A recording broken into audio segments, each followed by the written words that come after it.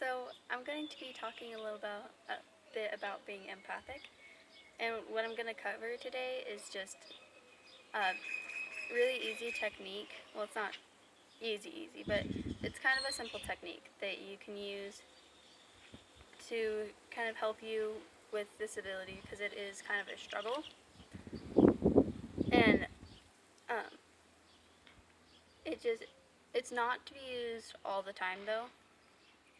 It's like you can't use it when there's a lot of negative energy around. In cases like that, you might need to use like some type of protection spell or something. But one thing I urge empaths to not ever do is trying to block your ability completely. I did this because I couldn't handle it when I was in middle school, and like when I got in high school, I started to realize that it was actually making things worse for me because I had this natural ability that was going to help me, and I had chosen to block it off completely, and it kind of started to isolate me from people. And I needed that ability to be able to connect with people better. And it's also kind of draining to constantly be trying to block people off. So what you want to do for like typical situations is the Soar method, and it's SOAR, Soar. And I'm going to tell you what each letter stands for and what that means. So, first letter S, surrender. And this is saying don't try to block it. Just allow it to get to you. Allow yourself to feel it.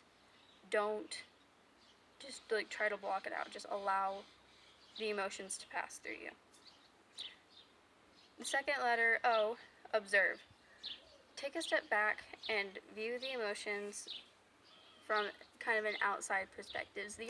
Not all of these emotions are your own, and you have to remember that. These emotions are just visitors, and they don't really belong to you. You need to just watch them and see what they really are to understand them. And then A, accept. Don't fight these emotions, even if they're negative. You might feel the need to push them out, but don't. Just keep allowing these emotions to pass through you. And the last letter R, release. Don't hold on to these emotions. These emotions are not yours. Holding on to them is only going to cause more pain. You need to allow them to move on from you. They're not yours to burden yourself. They are somebody else's emotions that you held on to for a couple moments just to make it easier on them. It's not all on you. You need to let it go. And as I've said, this is not for every situation. If you're ever in a situation where you feel a lot of negative energy, don't try to let the energy pass through you. It can be more difficult for you. One thing that a lot of empaths struggle with is not only paying attention to others' emotions, but paying attention to your own emotions.